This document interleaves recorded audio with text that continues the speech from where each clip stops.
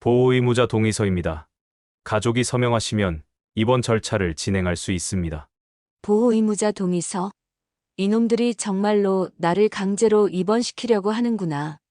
창수야, 너 정말 그 종이에 사인할 거야? 아버지, 이것도 아버지를 위해서예요. 나 위해서 돈 때문이자. 의사가 말했다. 어르신, 병원에서 충분히 치료받으시면 좋아지실 거예요. 치료? 나 진짜 아픈 사람 아닙니다. 정신적인 치료 말입니다. 약물 치료와 함께. 이놈들이 나에게 정신병 약을 먹이려고 하는구나. 나는 단호하게 맞섰다. 절대 안 가. 죽어도 안 가. 아버지, 순순히 따르세요. 어차피 강제로라도 입원하셔야 하니까. 내가 감히 나를 강제로? 그때 아내가 큰 소리로 말했다. 창수야, 너 정말 이렇게까지 해야겠어? 내 자식이 어떻게 돈 때문에 부모를 이 짐승만도 못한 놈아. 어머니, 아버지가 정신적으로 문제가 있잖아요. 의사가 끼어들었다. 어머님, 흥분하지 마시고. 흥분? 당연히 흥분하지. 내 아들이 부모를 미치광이로 만들려고 하는데. 두 번째 의사가 휴대폰으로 전화를 걸기 시작했다. 네, 응급 이송이 필요할 것 같습니다. 응급 이송. 이놈들이 정말로 강제로 데려가려고 하는구나. 의사가 보호의무자 동의서를 창수에게 내밀었다. 여기 서명해 주시면 됩니다. 창수가 펜을 들었다. 정말로 사인하려고 하는구나. 그 순간 나는 밖으로 뛰쳐나가면서 큰 소리로 소리쳤다. 동네 사람들, 나 좀 살려줘. 내 아들이 나를 정신병원에 보내려고 해. 사람 살려 도둑이야. 도둑. 이웃집 만석이가 뛰어왔다. 병수야! 무슨 일이야? 내 아들이 나를 정신병자로 만들려고 해.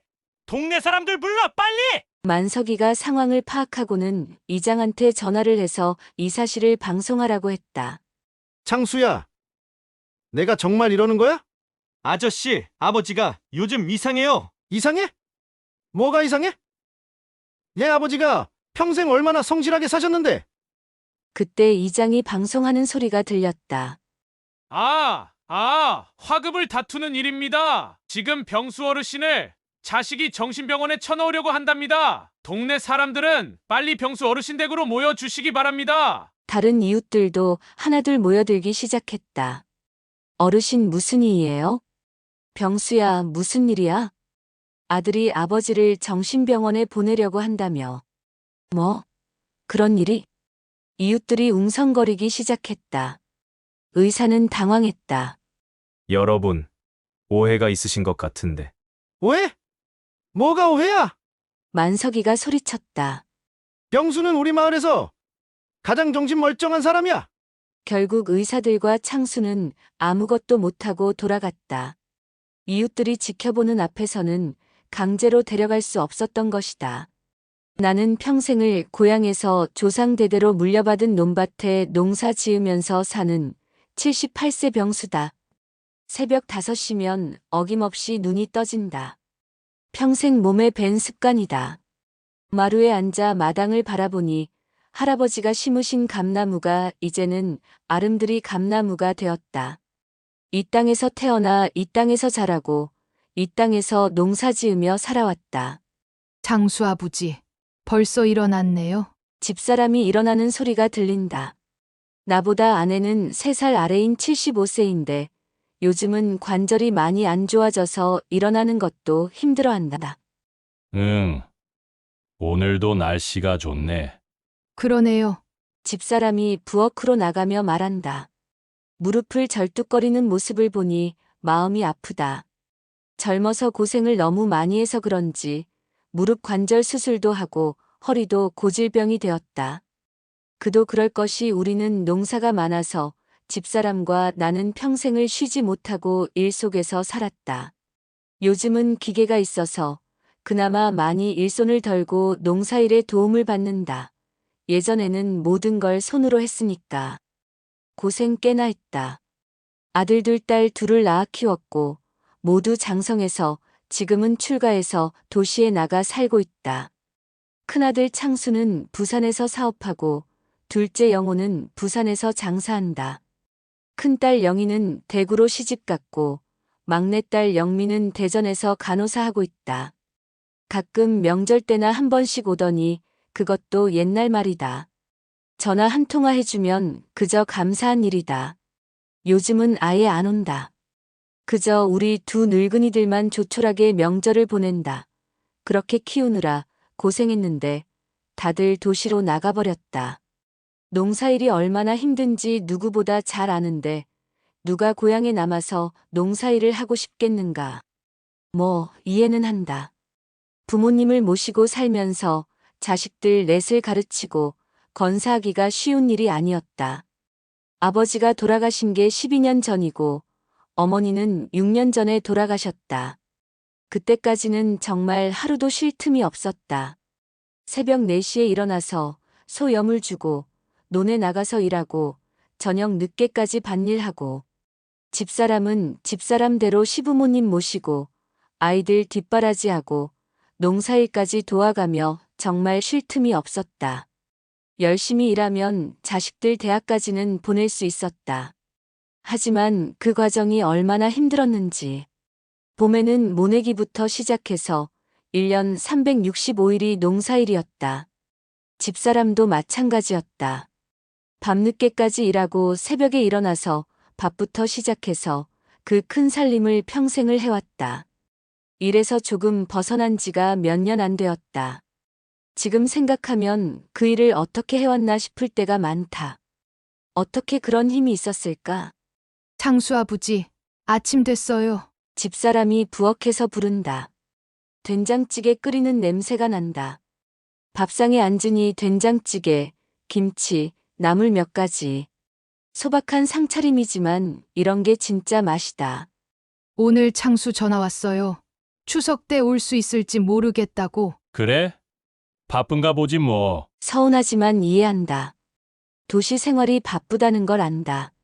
나는 그런대로 건강한데 집사람이 아프니까 마음이 편하지 않다. 오늘 병원 가자. 무릎 주사 맞아야 하니까. 괜찮아요. 며칠 더 버텨보고. 아니야. 아프면 바로 가야지. 왜 참고 있어? 견딜만 해요. 집사람은 몸이 아파도 참고 견디는 게 이골이 난 사람이다.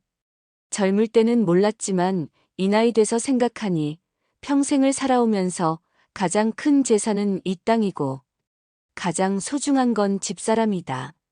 평생을 고생만 시켰는데 이제라도 편하게 해주고 싶다.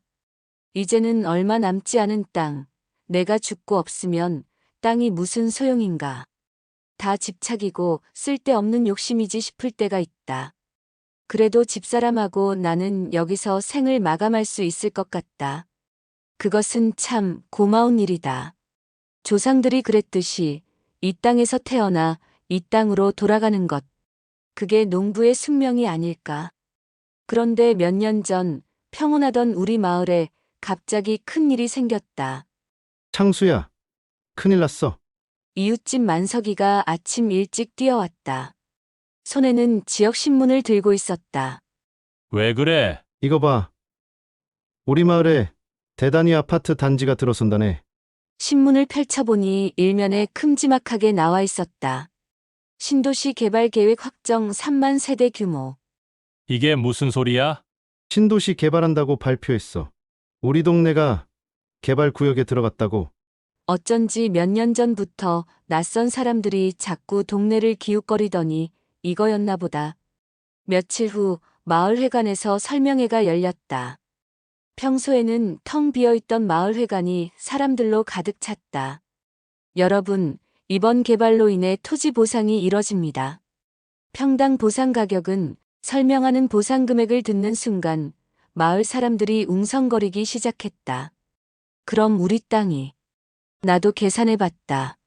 창수 아버지, 이게 맞는 거요? 집사람이 떨리는 목소리로 물었다.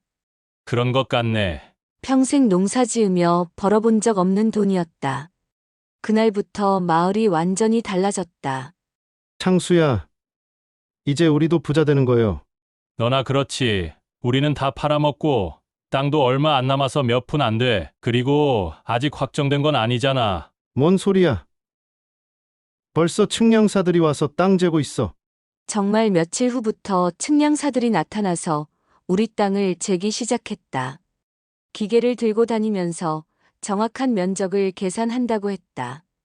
주변 사람들도 갑자기 변해갔다. 돈 냄새는 멀리서도 맡는다더니 기가 막혔다. 병수 씨, 계세요? 평소에 인사도 안 하던 이웃이 갑자기 찾아왔다. 아, 예, 웬일이세요? 보상금 받으시면 정말 기가 막히는 곳에 투자할 곳 있으니까 연락 주세요. 제가 부동산 쪽 일 좀 하거든요. 아직 갖지도 않았는데, 그리고 우리는 몇 푼 안 되기도 하고, 다른 집을 알아보는 게 좋을 것 같네. 아, 그렇죠. 하지만 이런 정보는 미리 알아둬야죠. 요즘은 정보를 먼저 아는 사람이 돈을 버는 세상이라니까요. 옛말에도 일찍 일어나는 새가 벌레 잡는다잖아요. 그런 사람들이 줄을 이었다. 보험회사 직원, 은행 직원, 부동산 업자들까지. 마을 사람들 사이에서도 변화가 생겼다. 야, 너희 집 땅이 얼마나 되지? 그럼 20억이네. 우리는 30억인데. 갑자기 보상금 액수로 서열이 정해지는 것 같았다. 예전에는 그냥 이웃이었는데, 이제는 20억 받는 집, 30억 받는 집 이런 식으로 불리기 시작했다. 창수 엄마, 이상하지 않아? 사람들이 갑자기 달라진 것 같아. 그러게요. 돈 이야기만 하고 너무 무섭네요. 아이들에게도 연락이 왔다. 아버지, 신문에 나온 거 봤어요. 정말 그렇게 많이 받는 거예요? 큰아들 창수가 전화를 걸어왔다. 아직 확정된 건 아니지만 그런 것 같다. 와, 대박이네요. 아버지 며칠 있다가 내려갈게요. 막내딸 영미도 전화했다. 아버지, 보상금 받으시면 병원비 걱정 없겠어요. 엄마 관절 수술도 좋은 병원에서 받으시고. 그래, 그것도 좋은 일이다. 집사람 병원비 걱정 없이 치료받을 수 있겠네. 오나가나 입 달린 사람이면 보상금 얘기를 했다. 하지만 뭔가 찜찜했다. 갑자기 생긴 이 큰 돈이 과연 우리에게 좋은 일일까? 장수 아버지, 이 돈 받으면 당신은 하고 싶은 거 있어요? 집사람이 물었다. 글쎄 생각을 좀 해봐야겠는데, 당신도 하고 싶은 걸 생각해봐. 창수야, 축하해. 만석이가 또 찾아왔다. 뭘 축하해? 보상금 확정됐어. 그날 밤 잠이 안 왔다. 평생 농사 지으며 살아온 삶이 갑자기 끝나는 것 같았다. 그리고 이 큰 돈을 받으면 과연 우리가 행복해질 수 있을까 하는 의문이 들었다. 돈이 많으면 걱정도 많다고 했다. 무서웠다. 창밖으로 보이는 논에 달빛이 비치고 있었다. 아마 마지막으로 보는 풍경이 될지도 모른다는 생각이 들었다. 그동안도 자식들이 결혼한다, 사업한다 할 때마다 논밭을 조금씩 팔아서 줬었다. 아버지, 저 결혼하려고요. 전세금이 필요한데, 아버지, 간호사 되려면 대학교 가야 해요. 등록금이. 막내 영미 때문에도 밭 2,000평을 팔았다. 하지만 가장 많이 판 건 큰아들 창수 때문이었다. 아버지, 부산에서 큰 사업 기회가 생겼어요. 무슨 사업인데? 건설업이에요. 요즘 부산에 개발붐이 일어서 돈이 될 것 같아요. 그때 논 1만 평을 팔아서 줬다. 6개월 후에 또 전화가 왔다. 아버지, 사업이 잘 되고 있는데 자금이 좀 더 필요해요. 또, 이번이 마지막이에요.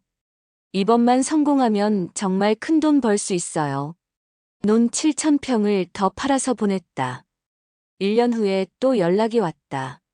아버지, 죄송한데 자금이 좀 더. 창수야, 이제 그만해라. 우리도 더 이상은. 아버지, 이번만요. 정말 이번만요. 마지막으로. 돌아가신 아버님과 어머님이 크게 노여워하셨었다. 그래서 그때마다 알게 팔고 모르게 팔았다. 하지만 작은 시골 동네에서 우리 논이 남의 손에 넘어가는 것을 어른들이 모르실 리가 없었다. 집사람이 내 옆에서 걱정스럽게 말했다. 장수 아버지, 이렇게 계속 팔아주다가는 우리 농사거리도 없어지겠네요. 아이고, 저놈의 자식들이. 끝이 없네. 끝이 없어. 그래도 장남이 잘 되어야 집안을 일으키지. 시골에서는 아직도 그런 생각이 남아 있었다. 장남이 성공해야 집안 전체가 일어선다고. 시골 살림이라는 게 1년 농사 지어서 먹고 사는데 그것 아니면 큰돈 나올 구멍이 없었다. 겨우 농사 지어서 쌀 팔면 거기서 비료값, 농약값, 기계값, 대출이자 빼면 손에 남는 게 얼마나 되겠나. 큰아들의 사업 자금은 우리에게도 큰 부담이 되었다. 하지만 그래도 참았다. 장남이니까 우리 집안을 이어갈 사람이니까. 그런데 개발 보상금 소식이 알려지자 자식들이 너도 나도 연락을 하기 시작했다. 아버지, 이제 여유롭게 사실 수 있겠어요. 무슨 소리냐? 우리는 땅도 얼마 안 되는데 뭘 그렇게 여유롭게 살아? 그 다음 날에는 둘째 영호가 전화했다. 아버지, 개발된다면서요? 평소에는 1년에 한 번 얼굴 보기 어려운 놈들이 갑자기 찾아오겠다고 난리다. 큰딸 영희도 마찬가지였다. 아버지, 이번 주말에 애들 데리고 갈게요. 막내 영미까지. 아버지, 휴가 내고 집에 갈게요. 개구멍에 쥐방울 드나들듯이 자식들이 연락을 하기 시작했다. 그리고 일주일 후 네 자식이 모두 집에 왔다. 이런 일은 명절에도 없었다. 아버지, 어머니, 정말 고생 많으셨어요. 평생 농사 지으시느라 힘드셨죠. 갑자기 효자, 효녀가 된 자식들이 말했다. 저녁을 먹고 나서 큰아들이 말을 꺼냈다. 아버지, 보상금 받으시면 어떻게 하실 생각이세요? 글쎄, 아직 생각해보지 않았어. 아버지, 어머니 연세도 있으시고 이제 편하게 사세요. 둘째 영호가 말했다. 그런데 말이에요. 큰딸 영희가 조심스럽게 말을 꺼냈다. 이번엔 공평하게 나눠야 해요. 그 순간 거실이 조용해졌다. 공평하게? 네. 그동안 오빠만 너무 많이 도움받았잖아요. 영희가 큰아들을 째려보며 말했다. 야, 뭔 소리야? 나는 사업하느라. 사업? 그 사업이 잘 됐어? 그동안 아버지가 땅 팔아서 준 돈은 다 어디 갔어? 둘째 영호도 끼어들었다. 형, 솔직히 말해. 그동안 얼마나 받았어? 너희들도 다 도움 받았잖아. 우리가 얼마나 받았는데요? 오빠는 몇십억은 받았을 거예요. 막내 영미까지 가세했다. 저도 그동안 참았어요. 하지만 이번엔 달라요. 이번에는 4등분해서 똑같이 받아야 공평해요. 야, 그게 무슨 소리야? 큰아들이 소리를 질렀다. 난 장남이야. 장남. 장남이면 뭔데? 법적으로는 다 똑같아. n분의 1이라고. 이게? 출가회의니 무슨 말이 많아? 너가 무슨 권리로? 자식들이 서로 소리를 지르며 죽일 듯이 눈을 부라리며 싸웠다. 평생 처음 보는 광경이었다. 나와 집사람은 그 모습을 멍하니 바라볼 수밖에 없었다. 참, 기가 막혀서. 요즘 세상에 출가회의? 나이는 어디로 먹었어? 요즘 법 바뀐 건 몰라? 4등분 해야지. 그게 공평한 거야. 공평? 내가 그동안 얼마나 집안 위해서 희생하고 힘들었는데 너희들이 뭘 한다고 나서는 거야? 나서기를! 집안 위해서? 아버지 땅 팔아서 사업 망친 게 집안을 위한 거야? 그리고 이제야 말이지만 올케 언니. 그 사치에 치맛바람에 세상 천지 나만 할 논밭이 어딨어? 솔직히 말해봐. 사업은 하긴 한 거야? 망해 먹은 거 맞고 논 팔고 밥 팔아주니까 그걸로 호화롭게 산 거 아니냐고. 이게 죽으려고 용을 쓰고 있네. 너 말이면 다야. 그때까지 조용히 있던 집사람이 일어났다. 그만해. 다들 그만해. 자식들이 입을 다물었다. 돈 때문에 형제끼리 싸워. 그것도 부모 앞에 앉혀놓고. 엄마, 이번에는 절대로 공평해야 돼. 공평. 그게 공평이야? 아내의 목소리가 떨렸다. 너희들 키우느라 평생을 고생한 우리한테 공평하게 나누라고? 우리는 이 세상에 없는 사람들이야? 더 이상 한마디도 하지 말고 다들 올라가. 그제서야 자식들이 눈치를 챈 것 같았다. 하지만 이미 본색이 다 드러난 후였다. 이번엔 공평하게 나눠야 해요라는 말 속에는 그동안 형만 챙겨줬다는 불만과 이번엔 자기들도 똑같이 받겠다는 욕심이 숨어 있었다. 그날 자식들은 모두 돌아갔다. 평소보다 일찍 서로 얼굴도 안 보고. 나와 집사람은 빈 거실에 앉아 있었다. 우리가 뭔 잘못을 했을까요? 집사람이 울먹이며 물었다. 글쎄, 돈이 갑자기 원망스러워졌다. 자식들을 이렇게 변하게 만든 게 과연 축복일까? 그런데 이번 개발 지역으로 선정되면서 갑자기 큰 돈이 들어오게 되자 자식들끼리 싸움이 났다. 그동안은 장남 위주로 돈을 보태주다 보니 다른 자식들이 은근히 불만을 가지고 있다는 것은 알고 있었다. 하지만 이번에는 달랐다. 한 달 후 큰아들 창수가 며느리와 함께 다시 찾아왔다. 아버님, 어머님, 잘 지내셨어요? 며느리가 인사를 했는데 뭔가 달라 보였다. 머리부터 발끝까지 번쩍번쩍했다. 찬우 애미야, 오늘은 이쁜 옷 입었구나. 집사람이 말했다. 아, 이거요? 어머님 보시기에도 좀 달라 보여요? 명품이에요. 요즘 유행하더라고요. 땅 보상도 받는데 이 정도는 걸쳐줘야죠. 그 말에 기가 막혀서 우리 부부는 눈을 마주쳤다. 어이가 없었다. 나는 그게 뭔지 몰랐지만 돈이 많이 나갔을 것 같다는 생각이 들었다. 큰아들이 본론을 꺼냈다. 아버지, 보상금 이야기 좀 해야겠어요. 제가 장남이잖아요. 집안 책임도 제가 지고 두 분 돌아가시면 제사도 제가 지내야 하잖아요. 그 말을 들으니 뭔가 이상했다. 그동안 부모 돌보는 일은 딸들이 더 많이 했는데 그러니까 제가 더 많이 받는 게 당연하지 않나요? 법적으로도 장남이 우선이고. 며느리가 끼어들었다. 아버님, 어머님도 아시잖아요. 저희가 그동안 얼마나 고생했는지. 고생? 우리 땅 팔아서 사업자금 준 걸로 고생했다고. 찬우 아빠가 사업하느라 얼마나 힘들었는데 동생들이야 그냥 편하게 취직해서 금방 한 달 가면 월급 나오잖아요. 편하게. 영희는 시집가서 애색 키우느라 고생하고 영미는 밤근무까지 하면서 간호사 일하는데 편하다고. 그리고 저희 애들 교육비도 만만치 않아요. 영어학원에만 한 달에 200만 원씩 나가는데 그런 걸 왜 다 아니? 아이들이 그렇게 비싼 곳에. 집사람이 말하자 며느리가 코웃음을 쳤다. 어머님은 모르세요. 요즘 세상이 어떤지. 남들 다 하는 건데 저희만 안 할 수는 없잖아요. 저희 아파트 애들은 다 해요. 기본 과목은 기본 중에 기본이고요. 피아노, 바이올린, 발레, 영어, 중국어 안 하면 따라갈 수가 없어요. 그러면서 며느리는 손가락에 찬 반지를 만지작거렸다. 다이아몬드가 번쩍번쩍했다. 아, 그리고 저희 이번에 서울 강남에 집 알아보고 있어요. 서울 강남? 네. 애들 교육 때문에 서울로 이사 가야 해요. 그런데 강남 아파트가 30억은 줘도 그냥 그런 곳이에요. 그때 창수가 말했다. 아버지, 솔직히 말씀드릴게요. 저는 이번에 30억 정도는 받아야 할 것 같아요. 30억? 네, 제가 장남이고 앞으로 두 분 뒷바라지도 해야 하고 제사도 지내야 하잖아요. 그럼 다른 애들은? 제가 다 받아야죠. 아버지 어머니 모실 사람들은 저희라고요. 그리고 동생들은 다들 먹고 살만 하잖아요. 얼마 되지도 않은 돈 나누고 나면 몇 푼씩이나 돼요. 한 집이라도 제대로 가져가서 조상대대로 물려받은 땅으로 보상받았으니 그 돈 헛되이 하지 말아야죠. 며느리가 또 끼어들었다.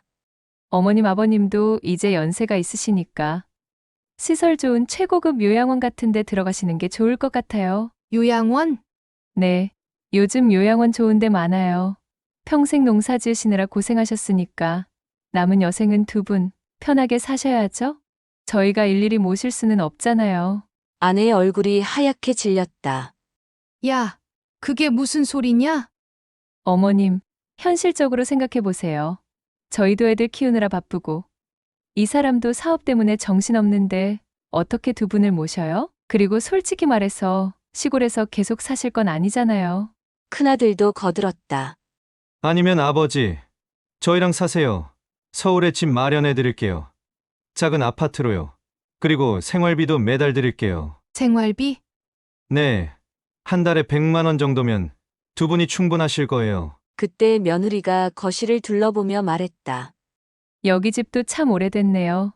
수십 년 된 것 같은데 요즘 사람들은 이런 데서 안 살아요? 우리가 평생 살아온 집을 그렇게 무시하다니. 이 집이 우리에게는. 어머님, 저도 이해해요. 하지만 시대가 바뀌었잖아요. 애들도 여기 오는 걸 싫어해요. 시골은 벌레도 많고 냄새 난다고. 손주들이 시골 냄새 난다고 우리를 부끄러워한다는 말인가? 아들이 마지막으로 말했다. 아버지, 제가 장남으로서 책임질게요. 걱정 마세요. 저만 믿으시면 돼요. 그날 밤 창수와 며느리가 돌아간 후 나와 아내는 말이 없었다. 우리가 정말 자식들을 잘못 키웠나 봐요. 집사람이 울먹이며 말했다. 창수가 이렇게 변할 줄은 몰랐어. 이미 수억을 부모에게 받아갔음에도 이번에도 모든 돈을 자기 혼자서 먹겠다고 주장하는 큰아들. 그리고 우리를 노골적으로 무시하며 보상금 받기도 전에 미리 명품만 치장한 며느리. 나도 모르겠다고 대답할 수밖에 없었다. 돈이 오히려 우리 가족을 망치고 있는 것 같았다. 어느 날 밤 나는 잠이 오지 않아 마루에 나와 앉았다. 마당에 달빛이 환하게 비추고 있었다. 보상금이 드디어 나왔다.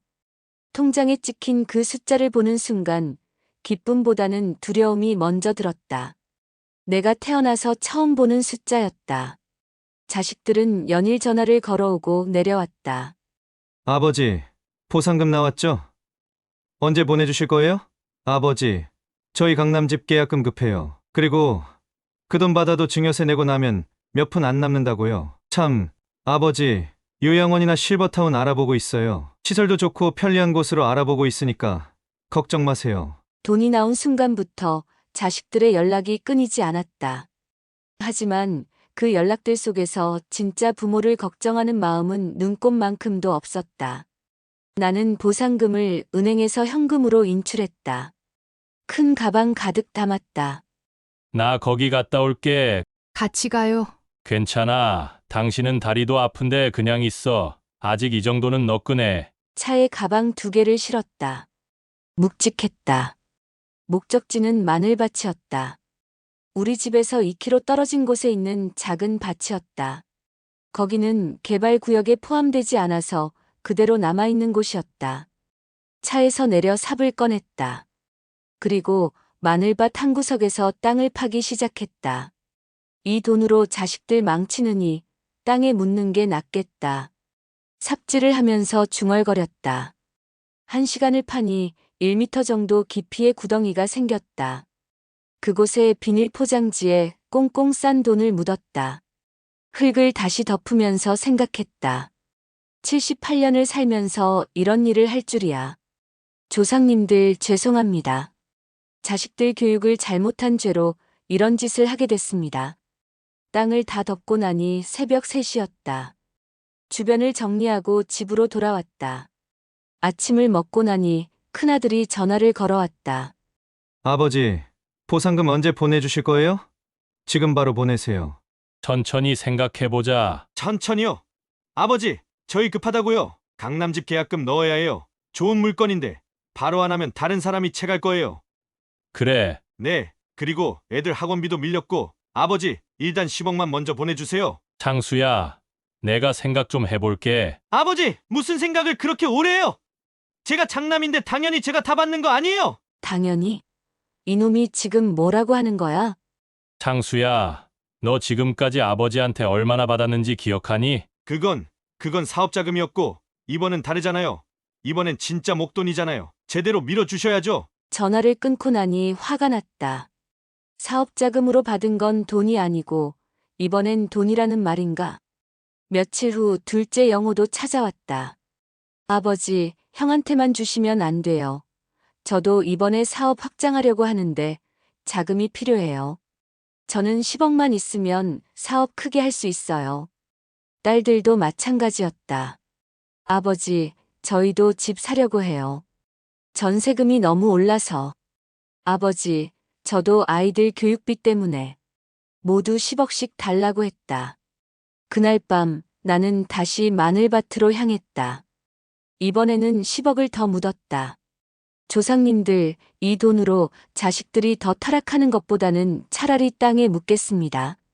삽질을 하면서 눈물이 났다. 일주일 후 자식들이 모두 모였다. 나는 더 이상 흔들리지 않았다. 그 돈은 자식들이 정말 부모를 부모로 대할 때까지 땅에 묻어둘 생각이었다. 그리고 마음속으로 다짐했다. 마늘밭에 묻은 15억은 자식들이 진짜 효자, 효녀가 될 때까지 절대 꺼내지 않겠다고. 그것이 살면서 내린 가장 힘든 결정이었지만 가장 옳은 결정이라고 생각했다. 일주일 후 창수와 며느리가 낯선 사람들과 함께 찾아왔다. 의사 가운을 입은 사람 4명이 함께였다. 아버지, 정신과 선생님들이에요. 정신과. 내 가슴이 철렁했다. 정신병원 의사들을 데려온 것이다. 어르신 안녕하세요. 저는 정신병원 의사입니다. 50대 의사가 정중하게 인사했다. 아드님께서 어르신이 요즘 이상한 행동을 하신다고. 창수가 끼어들었다. 아버지, 30억 받고 저희한테 한 푼도 안 주시잖아요. 이건 정상적인 판단이 아니에요. 정상적이지 않다고. 네. 그리고 갑자기 화를 내시고 피해망상도 보이시고. 피해망상. 이놈이 지금 나를 정신병자로 만들려고 하는구나. 두 번째 의사가 말했다. 어르신, 요즘 돈이나 소중한 물건을 땅에 묻거나 싸서 숨기시나요? 아, 정신질환자들이 자주 하는 행동 중 하나거든요. 창수가 눈을 빛냈다. 무슨 소리야? 내가 왜 돈을 땅에 묻어? 보시죠. 갑자기 화를 내시는 것도 그렇고 돈에 대한 집착도 그렇고. 내 돈인데 집착이 뭐가 나빠? 어르신 진정하세요. 저희는 어르신을 도우려고. 도우려고? 내 돈 뺏으려고 하는 거잖아. 그때 며느리가 소리쳤다. 봐요. 또 피해망상이에요. 저희가 언제 돈을 뺏으려고 했어요? 의사가 고개를 끄덕였다. 전형적인 노인성 정신질환 증상입니다. 가족들을 의심하고 돈에 대한 강박을 보이고. 강박? 내가 번 돈을 내가 관리하는 게 강박이야? 어르신. 하지만 돈을 혼자서 관리하신다는 것은. 혼자가 아니야. 내가 함께 관리하는 거요. 아내가 내 옆에 서서 말했다. 맞아요. 우리는 부부가 상의해서 결정한 일이요. 두 번째 의사가 아내를 보며 말했다. 어머님도 남편분의 영향을 받으신 것 같네요. 동반 정신질환의 가능성이. 뭐라고요? 아내가 화를 냈다. 나를 정신병자 취급하는 거요? 창수가 두 손을 들어 올렸다. 어머니, 진정하세요. 아버지 때문에 어머니까지. 아버지 때문에? 창수야, 내가 지금 뭘 하는지 알고는 있는 거냐? 원장이 서류를 꺼냈다. 보호의무자 동의서입니다. 가족이 서명하시면 입원 절차를 진행할 수 있습니다. 보호의무자 동의서. 이놈들이 정말로 나를 강제로 입원시키려고 하는구나.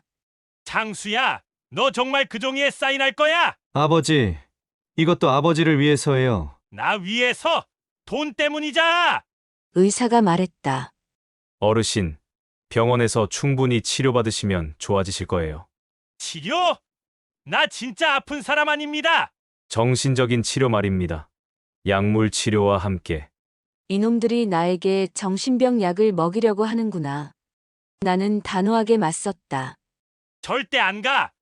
죽어도 안 가. 아버지, 순순히 따르세요. 어차피 강제로라도 입원하셔야 하니까. 내가 감히 나를 강제로? 그때 아내가 큰 소리로 말했다. 창수야, 너 정말 이렇게까지 해야겠어? 내 자식이 어떻게 돈 때문에 부모를 이 짐승만도 못한 놈아. 어머니, 아버지가 정신적으로 문제가 있잖아요. 의사가 끼어들었다. 어머님, 흥분하지 마시고. 흥분? 당연히 흥분하지. 내 아들이 부모를 미치광이로 만들려고 하는데. 두 번째 의사가 휴대폰으로 전화를 걸기 시작했다. 네, 응급 이송이 필요할 것 같습니다. 응급 이송. 이놈들이 정말로 강제로 데려가려고 하는구나. 나는 아내의 손을 잡았다. 마늘밭 얘기는 절대 하면 안 돼. 알아요. 우리 둘이서 세운 계획이잖아요. 그렇다. 마늘밭에 15억을 묻은 것은 아내와 함께 세운 계획이었다. 자식들이 이렇게 나올 것을 예상하고 미리 준비한 것이었다. 의사가 보호의무자 동의서를 창수에게 내밀었다.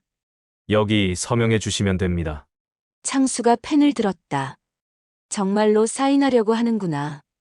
그 순간 밖으로 뛰쳐나가면서 큰 소리로 소리쳤다. 동네 사람들! 나 좀 살려줘!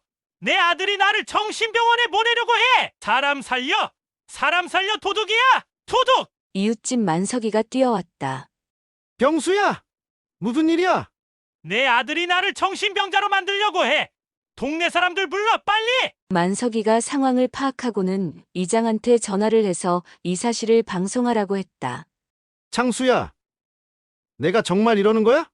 아저씨, 아버지가 요즘 이상해요. 이상해? 뭐가 이상해? 얘 아버지가 평생 얼마나 성실하게 사셨는데. 그때 이장이 방송하는 소리가 들렸다. 화급을 다투는 일입니다. 지금 병수 어르신을 자식이 정신병원에 쳐넣으려고 한답니다. 동네 사람들은 빨리 병수 어르신 댁으로 모여주시기 바랍니다. 다른 이웃들도 하나둘 모여들기 시작했다. 어르신 무슨 일이에요? 병수야, 무슨 일이야? 아들이 아버지를 정신병원에 보내려고 한다며. 뭐? 그런 일이? 이웃들이 웅성거리기 시작했다. 의사는 당황했다. 여러분, 오해가 있으신 것 같은데. 오해? 뭐가 오해야? 만석이가 소리쳤다. 병수는 우리 마을에서 가장 정신 멀쩡한 사람이야.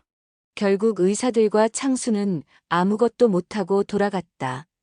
이웃들이 지켜보는 앞에서는 강제로 데려갈 수 없었던 것이다. 그날 밤 나와 집사람은 안도의 한숨을 쉬었다. 창수 아버지, 정말 위험했어요. 그래. 하지만 우리가 이겼어. 마늘밭 얘기는 정말 아무에게도 하면 안 된다. 무슨 일이 있어도 만에 하나 나한테 무슨 일이 생긴다고 해도 알고 있어요. 그게 우리의 마지막 카드야. 이것이 우리가 아내와 함께 세운 마지막 계획이었다. 자식들이 정말로 부모를 부모로 대할 때까지는 그 돈을 절대 꺼내지 않을 것이다. 그것이 자식들을 잘못 가르친 부모의 마지막 결정이었다. 그로부터 일주일 후 큰아들 창수가 또 정식 법원 서류를 들고 나타났다. 아버지, 성년후견인 신청서입니다. 성년후견인? 네, 아버지가 정신적으로 판단 능력이 떨어지신다고 법원에 신청했어요. 내 손이 떨렸다. 성년후견인이 되면 내 재산을 창수가 마음대로 관리할 수 있다는 뜻이었다. 창수야, 내가 정말 이렇게까지 하는구나. 아버지, 저도 어쩔 수 없어요.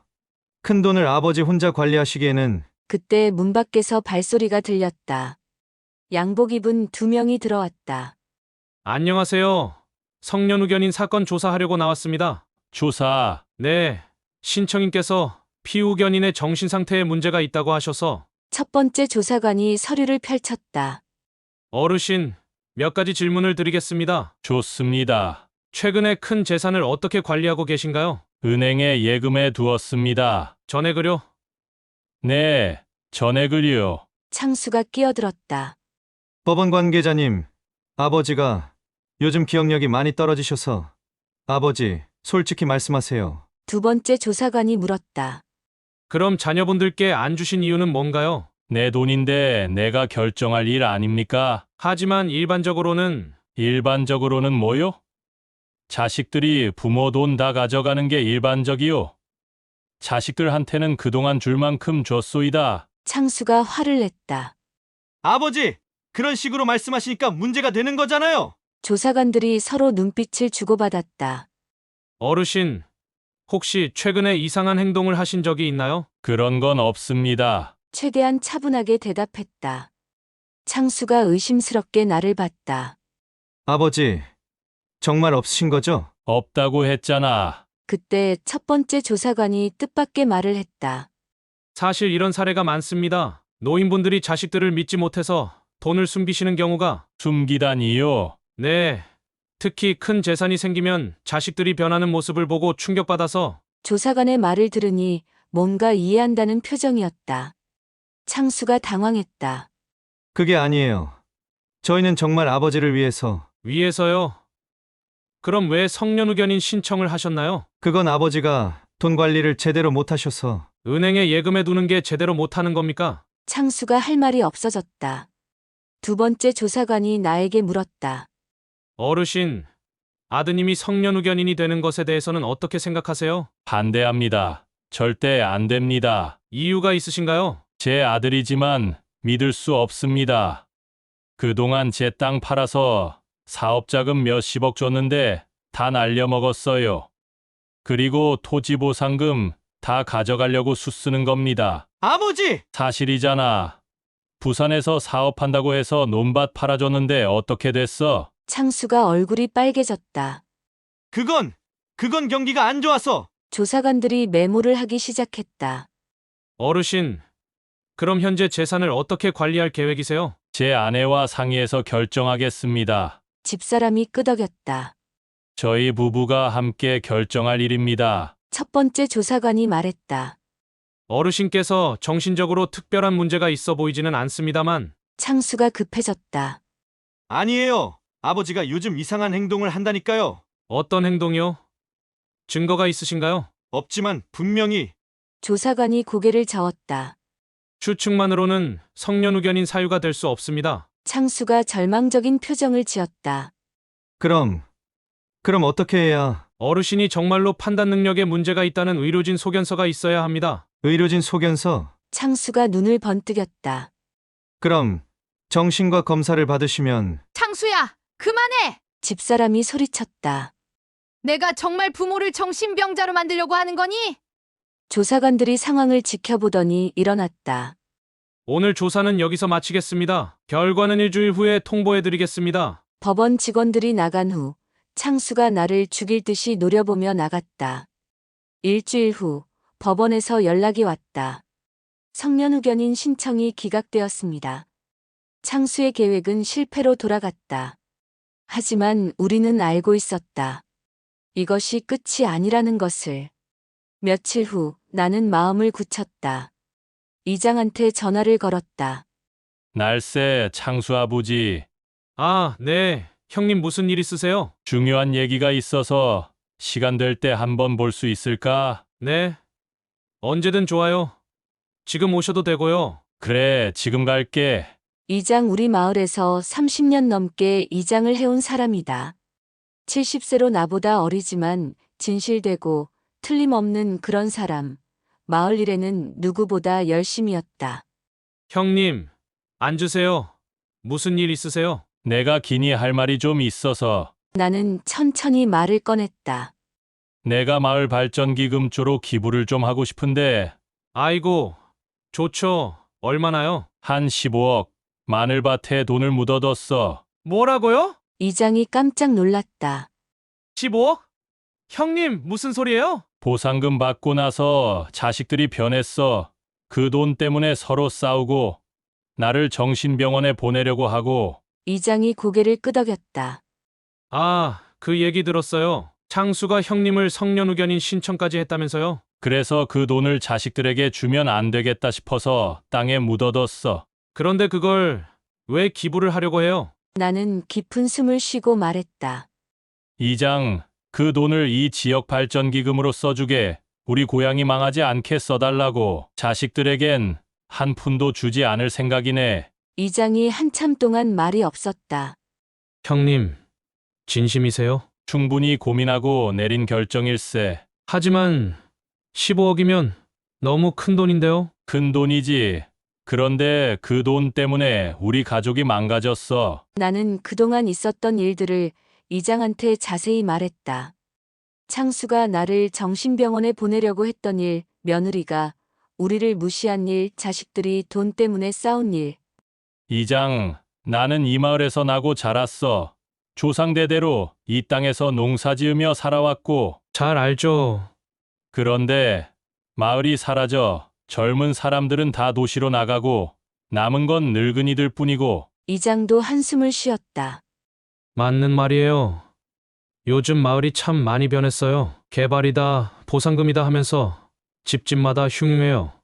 싸움도 잦아지고 형님네뿐만 아니에요. 이혼도 늘고 이런 작은 마을에 돈이 생기니까 이렇게 불미스러운 일이 많이 생길 줄은 몰랐어요. 그래서 생각해봤어. 이 돈으로 마을을 살릴 수 있다면. 어떻게요? 마을회관도 새로 짓고 노인분들 복지시설도 만들고 젊은 사람들이 돌아올 수 있는 일자리도 만들고. 그러면 나중에 아파트가 생기면 그때는 더 많은 사람들이 함께 이용할 수도 있고 어울려서 살다 보면 우리 마을도 더 발전할 수도 있지 않을까? 이장의 눈이 반짝였다. 정말 그럴 수 있을까요? 15억이면 충분하지 않을까? 이장이 계산기를 두드려 봤다. 마을회관 새로 짓는데 3억, 노인복지센터 2억, 작은 도서관 1억. 그리고 나머지로 마을 기업 만들고. 그래, 그렇게 하세. 하지만 형님, 이건 너무 큰 결정이에요. 형수님하고도 상의해봤어요? 그럼 집사람도 좋다고 했어. 사실 아내와는 이미 며칠 전에 상의했었다. 장수 엄마, 그 돈으로 마을을 살리는 게 어떨까? 마을을? 자식들 주면 또 쌈박질하고 돈 귀한 줄 모르고 부모를 함부로 대하고 낭비할 텐데 차라리 고향을 위해 쓰는 게 낫지 않을까? 집사람이 고개를 끄덕였다. 좋은 생각이에요. 어차피 우리 조상들부터 살아온 터전인데 아파트 생기면 다 없어져 버리면 아깝잖아. 형님, 하지만 법적으로 어떻게 해야 할지. 이장이 말했다. 내가 기부하는 걸로 하면 안 될까? 기부요. 아, 그럼 병수복지재단 이런 식으로 만들어서 하면 좋을 것 같네요. 나는 고개를 끄덕였다. 그것도 방법이네. 하지만 자식들이 알면 난리가 날 텐데요. 그래서 다 지어질 때까지는 비밀로 해야 돼. 그럼 언제로 하지? 모레로 하시죠. 일단 내일 시청에 들어가서 시에 이 사실을 보고 드리고 사람들 좀 모아서 같이 가서 파야 될 것 같은데요. 그래, 그게 좋겠구만. 이장이 내 손을 잡았다. 형님, 정말 고마워요. 이런 어려운 결정을 해주셔서. 그리고 이 마을을 이렇게 생각해줘서. 나야말로 고맙지. 내 돈이 의미 있게 쓰일 수 있어서. 이틀 후 이장과 마을 이사 몇 사람이 함께 마늘밭으로 갔다. 아무도 없는 새벽 시간에 조용히 돈을 파냈다. 비닐 포장지에 쌓인 15억의 현금. 그 돈을 본 이장이 감탄했다. 정말 15억이네. 이장, 이 돈으로 우리 마을을 다시 살려주게. 그럼요. 꼭 그렇게 하겠습니다. 한 달 후 마을에 큰 변화가 일어났다. 마을 발전 기금 15억 조성이라는 현수막이 걸렸다. 병수야, 누가 이렇게 큰 돈을 기부했을까? 만석이가 물었다. 글쎄, 누가 기부를 했을까? 나는 모른 척했다. 익명, 기부자래.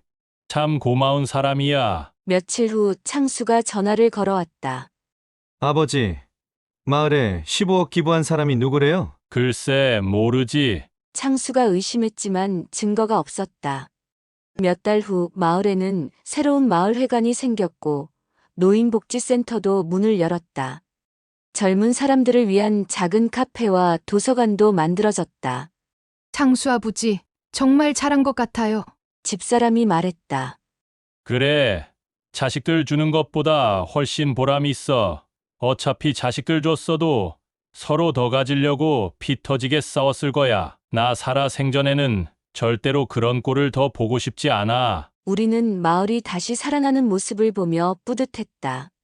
15억이라는 돈이 진짜 의미 있게 쓰이고 있었다.